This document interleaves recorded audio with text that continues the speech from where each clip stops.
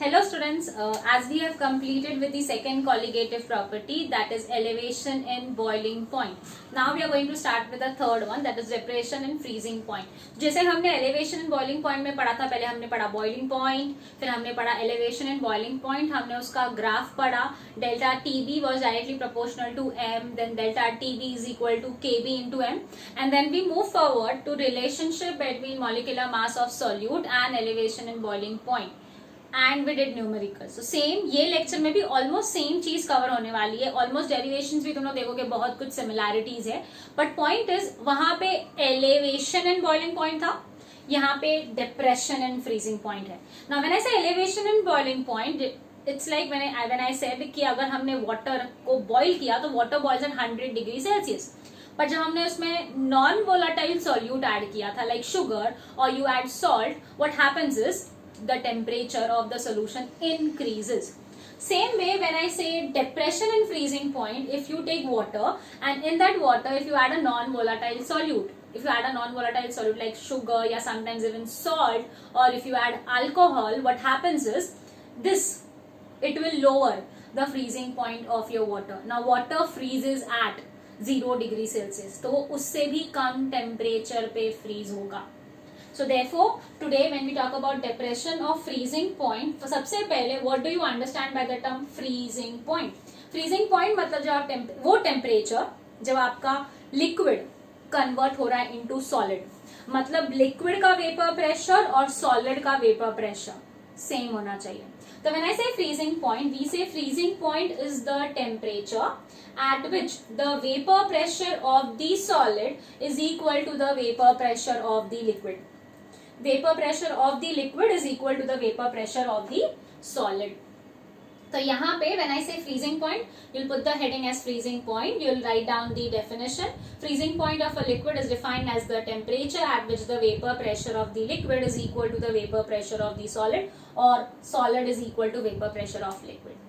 Now, as you can see, when I say water का freezing point 0 degree Celsius है, you all know ice का melting point भी 0 degree Celsius है. When I से water का freezing point मतलब water से आइस, लिक्विड से सॉलिड बन रहा है, एंड सेम व्हेन आई से आइस का मेल्टिंग पॉइंट मतलब सॉलिड से लिक्विड बन रहा है. यू कैन सी दोनों एक पॉइंट पे मीट होने वाले हैं, और वो पॉइंट क्या है 0 डिग्री सेल्सियस. तो based on that you can सी हम सेम वेपर प्रेशर ग्राफ पढ़ रहे हैं जो हमने एलिवेशन एंड बॉइलिंग पॉइंट में पढ़ा था.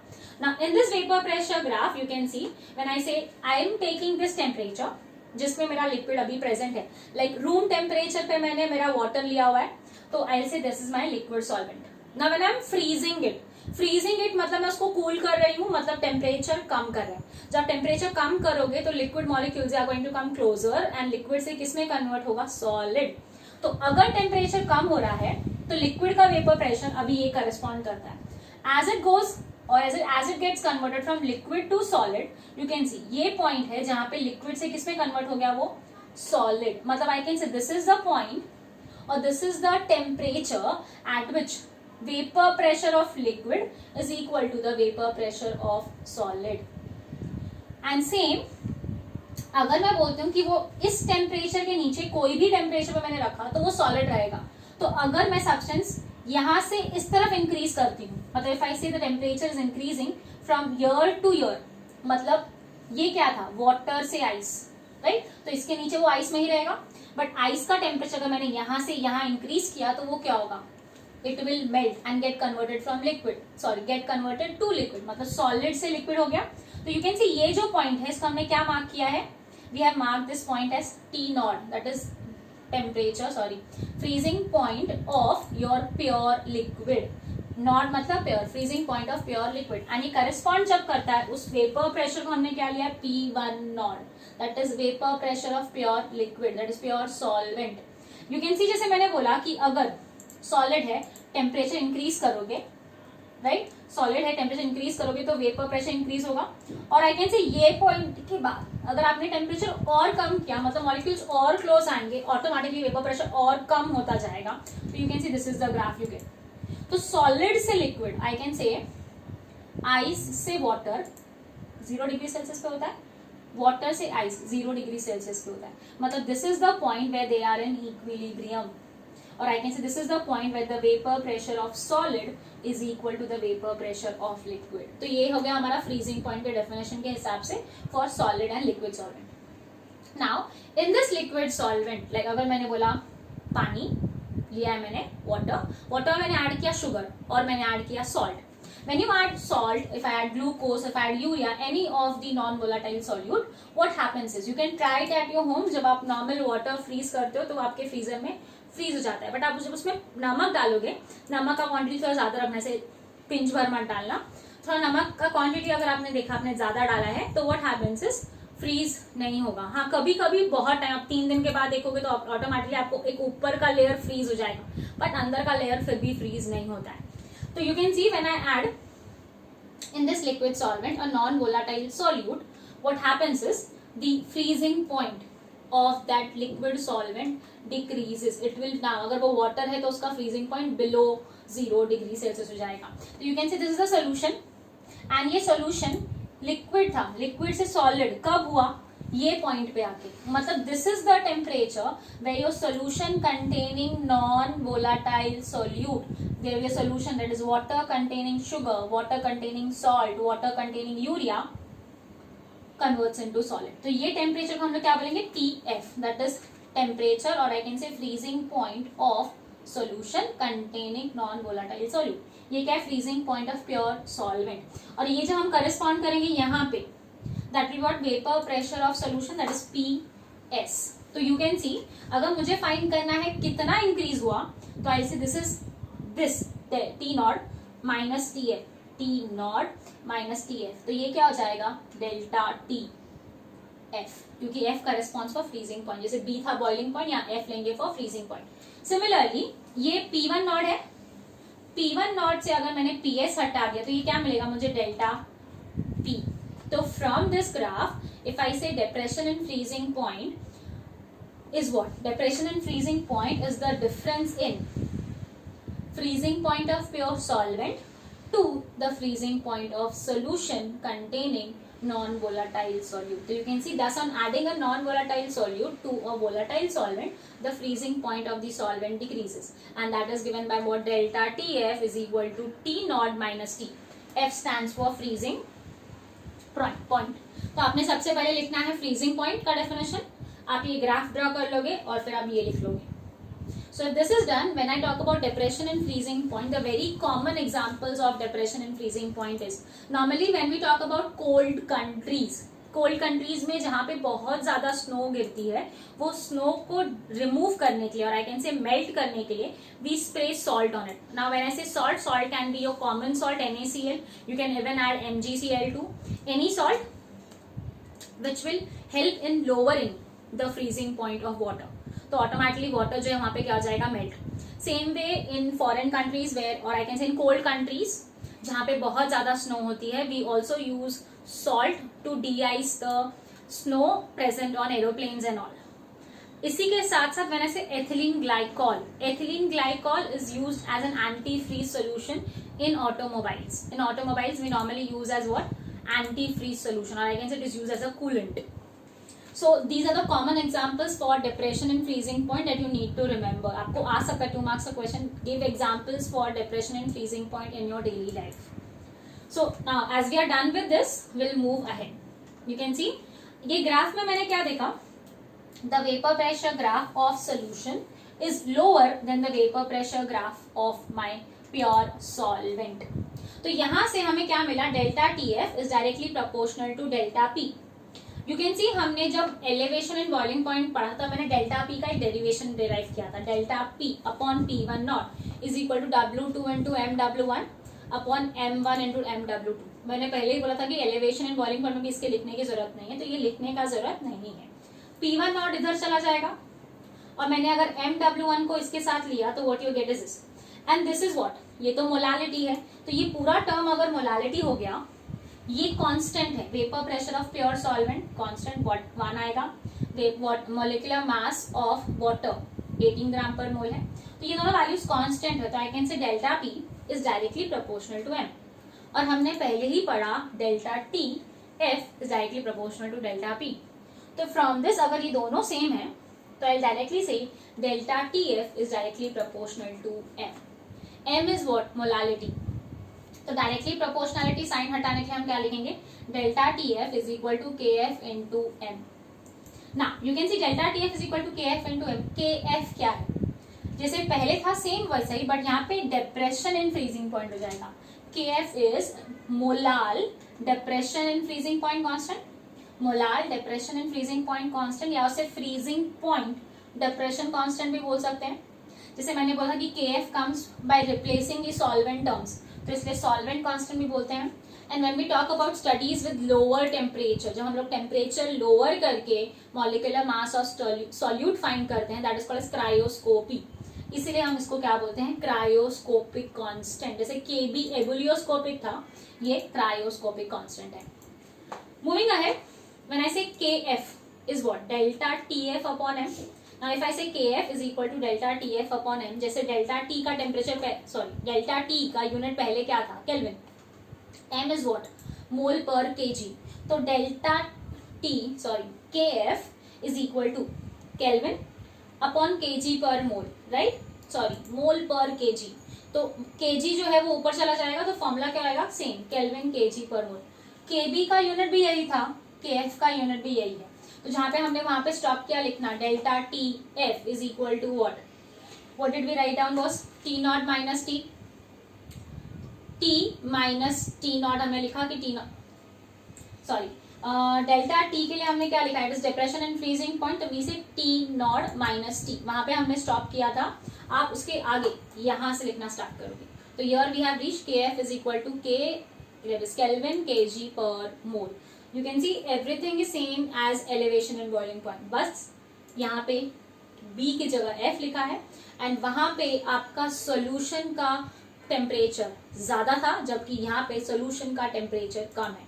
तो व्हेन आई से delta TF it is T0 minus T. T0 minus T. खाली इसमें कंफ्यूजन नहीं करना है. Moving ahead, as we know delta TF is equal to KF into M if M is equal to 1. So I can say अगर M is equal to 1, I can say KF is equal to delta TF. KF is defined as what? Depression in freezing point. KF is defined as depression in freezing point when? कब? जब molality 1 हो रहा है. Molality कब 1 होगा? जब number of moles of solute 1 है, mass of solvent in kg भी 1 है. So we say KF is defined as depression in freezing point when 1 mole of solute is dissolved in 1 kg of solvent. 1 mole of solute is dissolved in 1 kg of solvent. So you can write down this part. So we are done with depression in freezing point. We'll move ahead. That is relationship between molar mass of solute and depression in freezing point. You can see delta TF is equal to KF into M. M molality है. Molality is what? Number of moles of solute upon molar mass of solvent in kg. That is N2 upon W1. Now we know number of moles क्या है? Mass upon molar mass. तो N2 की जगह हम क्या लिखेंगे? W2 upon MW2. बाकी सब सेम है. Now what we need to find is molar mass of solute. तो molar mass के लिए हम MW2 इधर लेके जाएंगे. And when you rearrange, this is the formula that you get. Now based on that, if I say MW2, molecular mass of solute, we'll take it in grams. W2 will take it in grams. KF Kelvin kg per mole. Delta T मैंने बताया था, या तो kelvin ले लो या degree Celsius, दोनों में से कोई भी ले सकते हो. W1 very importantly it is mass of solvent in kg. तो this is with respect to your molar mass of solute and depression in freezing point. As I said earlier, when we talk about finding the molar mass of solute by depression in freezing point or lowering of freezing point, that study of finding molar mass of solute is called as cryoscopy. So here when I said हमने Kb for water याद किया था, Kb for water was 0.52 Kelvin kg per mole. Similarly we'll remember the value for water also, Kf for water. Kf for water is what? 1.86 Kelvin kg per mole. So you will write down the whole derivation and last में ये अगर आपने नहीं भी लिखा तो भी चलेगा, बट आपको दो चीजें स्टार मार्क करके रखनी है. W1 should always be in kg. Second, delta TF you can either take in Kelvin or degree Celsius, both are fine. So as we are done with this, we'll start with the numericals. The very first multiple choice question, a solution of 1.25 gram of a non-electrolyte in 20 gram water freezes at 271.94 Kelvin. If Kf for water is this, then the solution has a molecular mass of, the solute has a molecular mass of, molecular mass मतलब MW2 find करना है. Now you can see solution of 1.25 gram of a non-electrolyte, मतलब आपको W2 दिया हुआ है, 20 grams of water W1, and W1 हमेशा kg में होना चाहिए, इसको kg में कन्वर्ट करेंगे. Solution freezes at मतलब T दिया हुआ है, T नॉट नहीं, तो यू कैन सी TF है आपके पास 271.94 kelvin. KF given is 1.86. You all know water freezes at which temperature? 0 degree, मतलब हम उसको डायरेक्टली लेंगे T not, that is 273 kelvin. Find क्या करना है, MW2. तो according to the formula we have Kf, that is 1.86, we have W2, that is 1.25, we have delta TF, that is this one 273 minus 271.94, and W1 0.02 kg में convert किया. तो when you substitute all these values you can calculate. तो as MCQ है तो I'll suggest not to use logbook and rough calculation से आप solve कर सकते हो. तो यू कैन सी अगर मैं इसको 1.06 आगे सॉल्व नहीं करूं तो मेरा वैल्यू 116 आ रहा है. यू ऑल कैन प्रेडिक्ट की वैल्यू 116 से कम आएगा मॉलिक्यूलर मास, तो 116 से कम वैल्यू कौन सा है यहाँ पे, एक, that is 109.7. You don't need to calculate till the end for MCQ type questions. Okay, moving to the next question.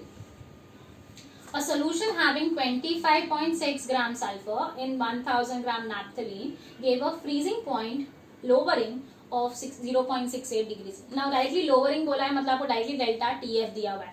जब भी आपका वैल्यू इतना पॉइंट में आता है, छोटा छोटा वैल्यू 0 पॉइंट में, you need to remember that is delta change दिया हुआ है.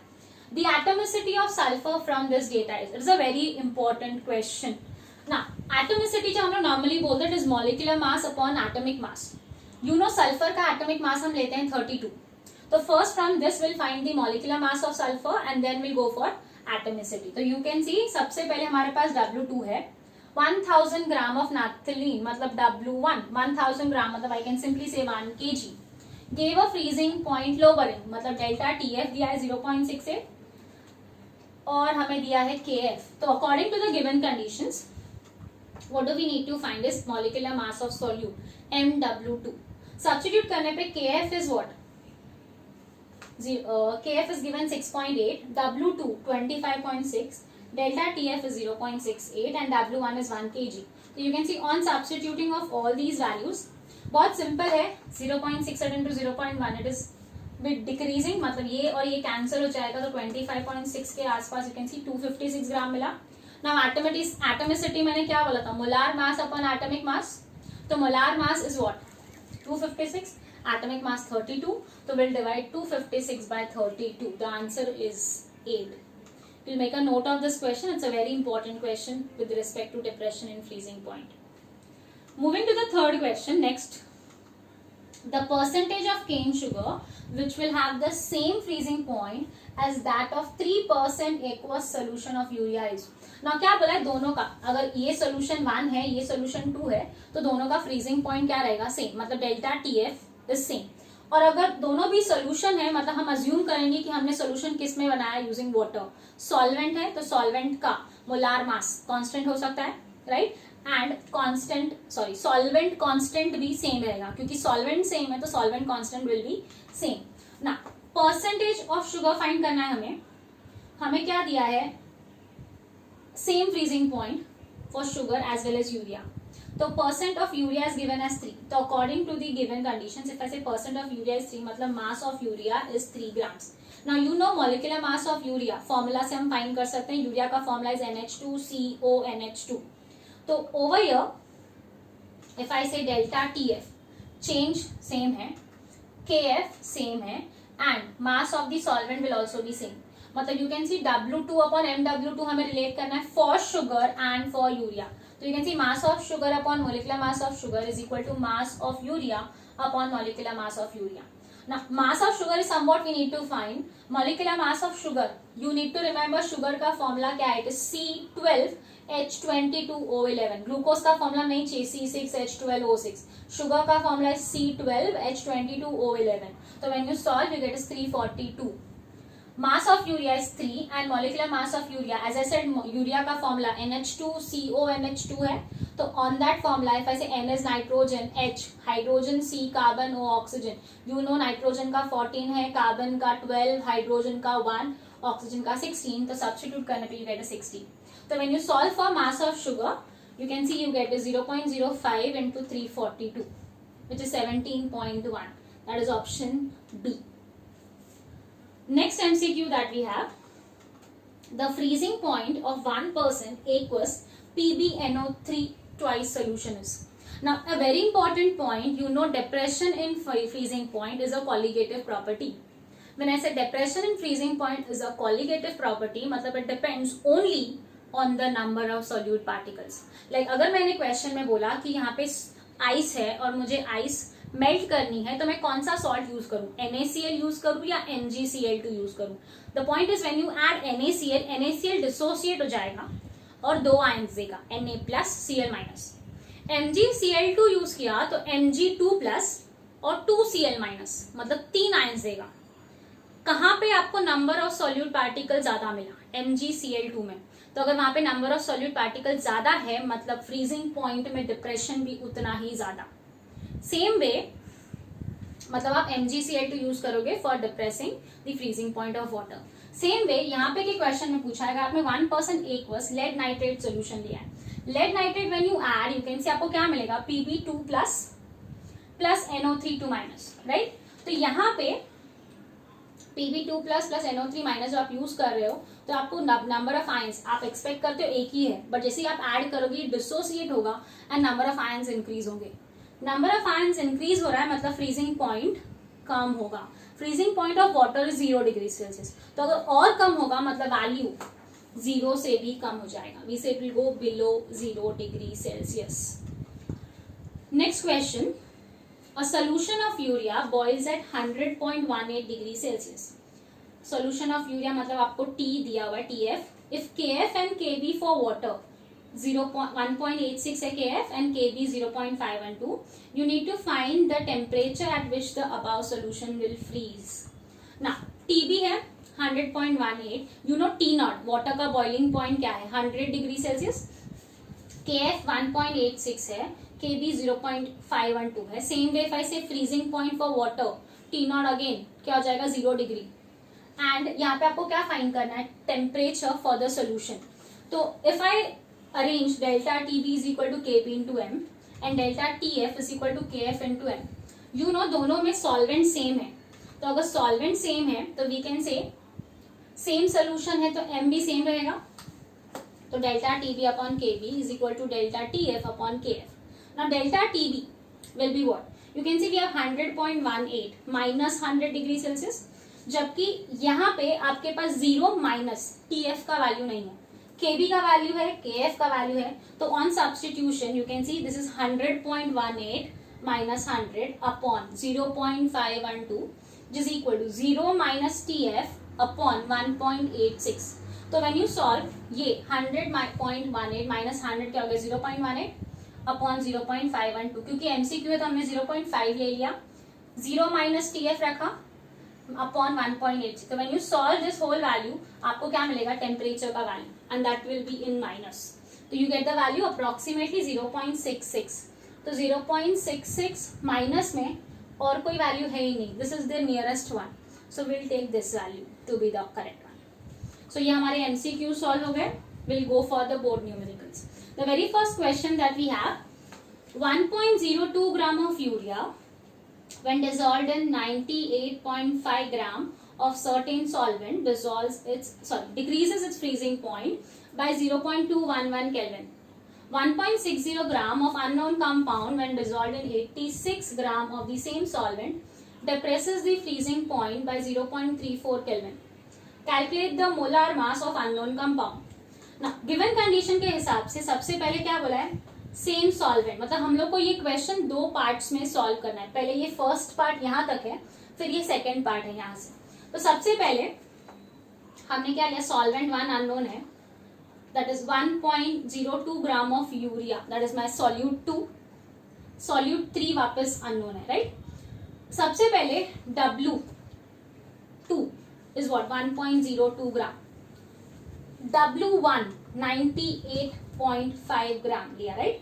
एंड W1 हमेशा kg में होना चाहिए, तो multiplied by 10⁻³ decreases it's freezing point, you can सी 0.2, मतलब पॉइंट में वैल्यू है तो डेल्टा TF डायरेक्टली दिया हुआ है हमें। उसके आगे ये सेकेंड पार्ट यहां से स्टार्ट हो रहा है, 1.60 ग्राम ऑफ अननोन कंपाउंड, मतलब इसका ये सेकेंड पार्ट केस 2 का W2 है। फिर dissolved in 86 gram of the same solvent, W1 86 ग्राम, और उसको kg में करेंगे तो 86 into 10⁻³ kg, depresses the freezing point by, मतलब delta TF, and calculate the molar mass of the unknown compound. हम लोग को जो यहाँ पे मोलार मास मिला है डेल्टा TF, सॉरी उसका W2 फाइंड करना है। तो यहाँ पे सॉल्व करने के लिए यू कैन सी हमारा फॉर्मूला क्या होता है, delta TF is equal to KF W2 upon MW2 into W1। MW2 तो आपको शायद MW2 तो हमें फाइंड करना है, क्या यहाँ पे नहीं है, we don't have the value of KF। As we know KF क्या है, सॉल्वेंट कांस्टेंट, इसलिए उन्होंने हमें पहले ही हिंट दिया कि सॉल्वेंट क्या है, सेम, मतलब जो KF यहाँ मिलेगा वो KF हमें यहाँ यूज करना है। तो फ्रॉम दिस गिवन कंडीशंस हम लोग यहाँ से KF फाइंड कर लेंगे। यू कैन सी हम लोग को पता है सॉल्यूट क्या है, यूरिया, तो यूरिया का फॉर्मूला NH2CONH2 है, एंड हमने थोड़ी देर पहले उसका मॉलिक्यूलर मास फाइंड किया, दैट वाज 60 ग्राम पर मोल। तो before we solve that we need to find this KF। तो KF के लिए फॉर्मूला क्या है, रीअरेंज करने पे डेल्टा TF, इसको 2 लिखा हुआ है क्योंकि हम फर्स्ट केस के लिए सॉल्व कर रहे हैं, MW2 into W1 upon W2। ना you can see delta TF क्या आएगा 0.211, MW2 मैंने बोला था यूरिया है तो 60, W1 that is 0.0985 upon W2 is what 1.02। तो when you solve this KF का वैल्यू आपको ये मिलेगा, ये डायरेक्ट वैल्यू मत लिखना, use your logbook and then solve, you will get the value. W2 is 1.02. Now ये जो KF मिला है वो हम यूटिलाइज करेंगे for finding molecular mass of the solute in this question. तो यू कैन सी नेक्स्ट यहाँ पे हमने MW3, क्योंकि थर्ड सॉल्यूट लिखा है इसलिए ऐसा लिखा है, KF इंटू W3, MW3 यहाँ चला गया, TF इधर आया, ओके।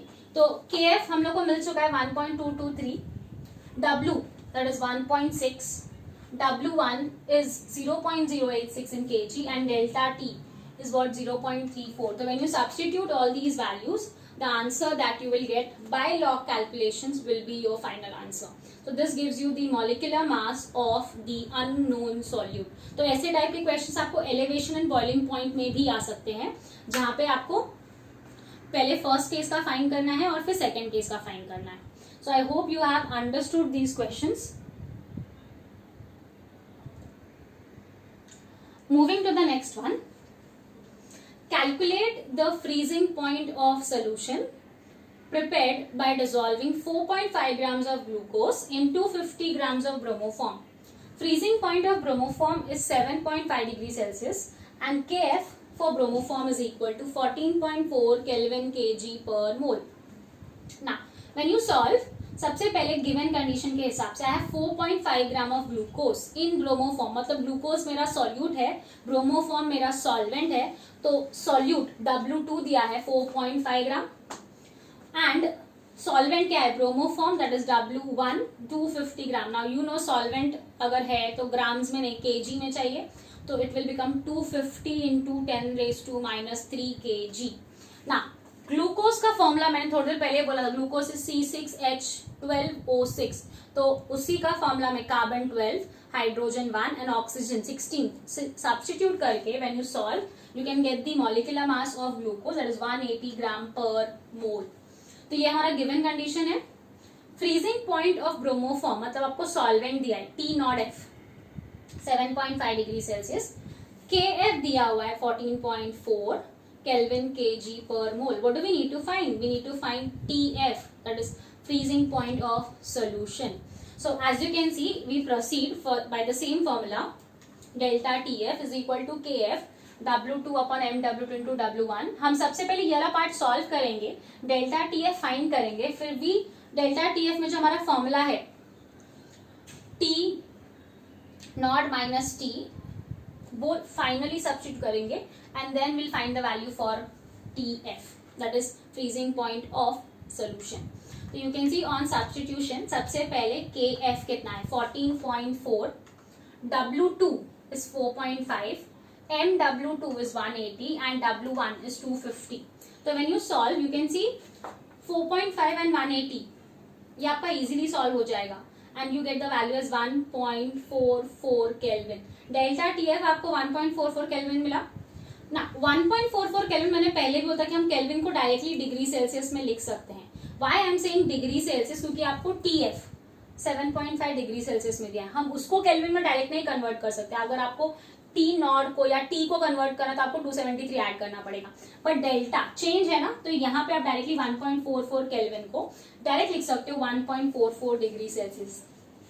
TF डेल्टा TF क्या था, T not minus T, T not minus T में हमें T नॉट पता है कितना है 7.5 एंड TF नहीं पता, तो if I rearrange this you can see what I get is 7.5 minus TF is equal to 1.44। तो minus TF इधर चला गया, तो 7.5 minus 1.44 you get as what 6.06 degree Celsius। So this is your question. I hope you have understood this question. This is a very important question with respect to depression in freezing point. So I hope you write down all the questions and even solve them on your own. So we have completed with respect to freezing point, depression and freezing point, graph delta TF was directly proportional to P and delta TF is directly proportional to M। उसे हमें क्या मिला, delta TF is equal to KF into M, and उसी के basis पे we have numericals and MCQs also।